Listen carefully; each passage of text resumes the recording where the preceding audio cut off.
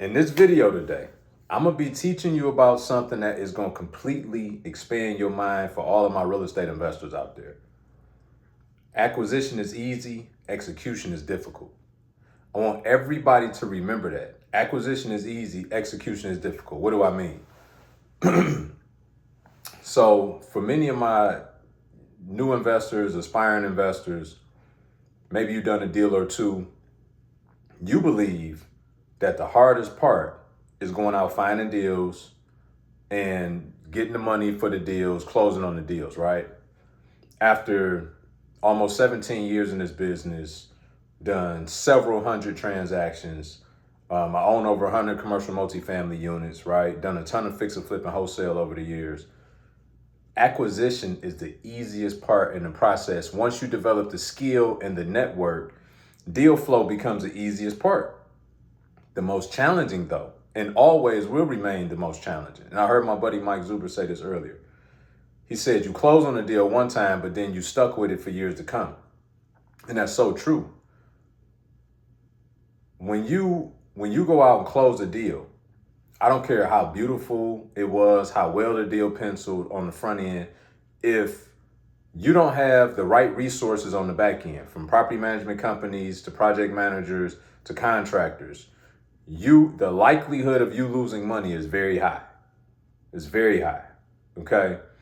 And so in this video, I want to talk to you guys about protecting yourself against a lot of the things that you're susceptible to on the back end in terms of bad contractors, losing money, mismanagement of projects, all the rest of it, okay?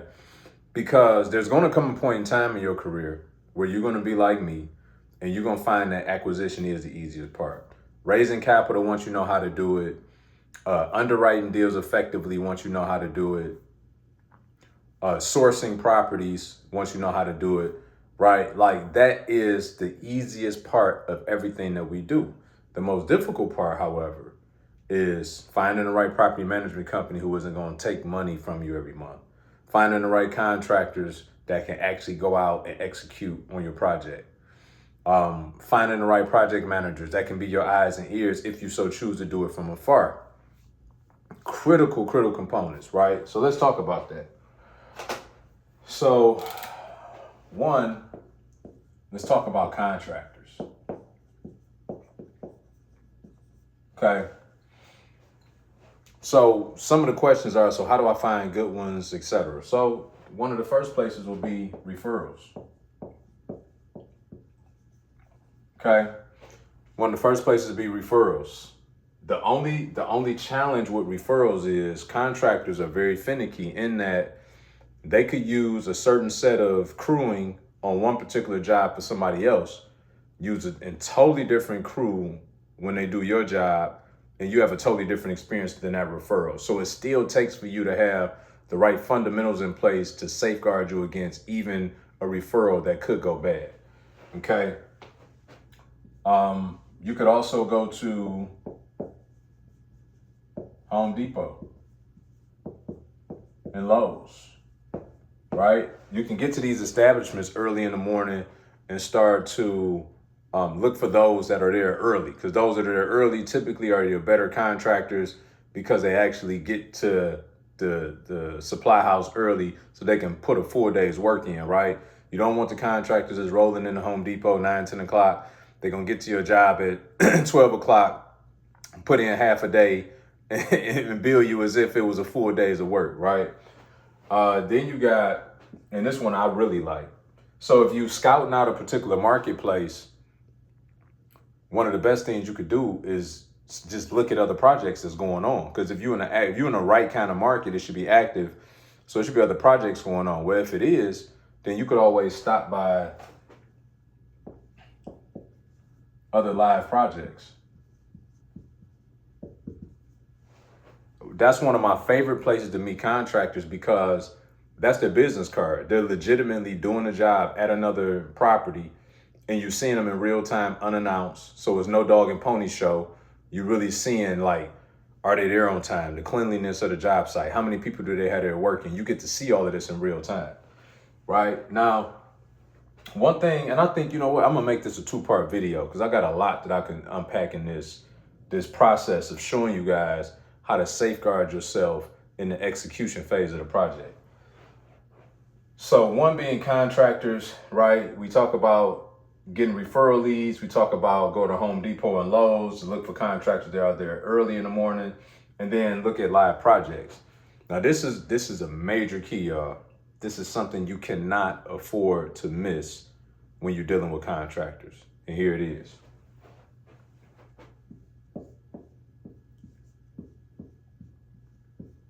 Pay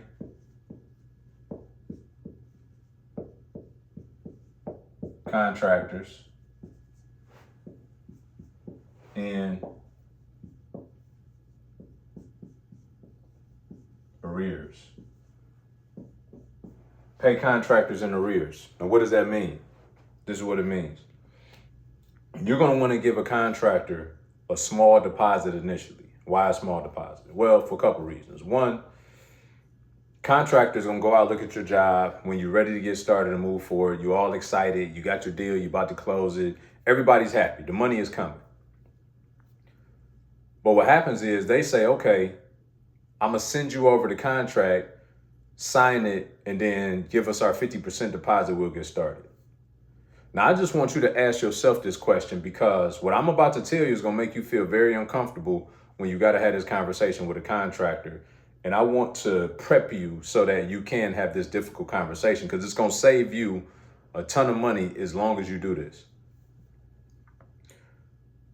The question is, if I give you 50% down, can you do 50% of the work in the first week? The answer is always no. If you got a $60,000 renovation, say you got a $60K renovation, right? And you got $12K for a roof, you got $8K in windows, maybe you got $15K in HVAC, right? You got $6K in electrical. You got another, say, $5K in plumbing. Say you got $5K in framing. What's my point? I could keep going. My point is this. Based on just simple order of operations within a project, there's a certain way that they have to go about doing these in a specific order to make sure that the thing that they're working on is prepping for the next thing they need to work on. Like, you wouldn't go and start painting the house and then changing out the roof, because now you're leaving yourself susceptible to mess up the paint that you already did, right? You wouldn't go and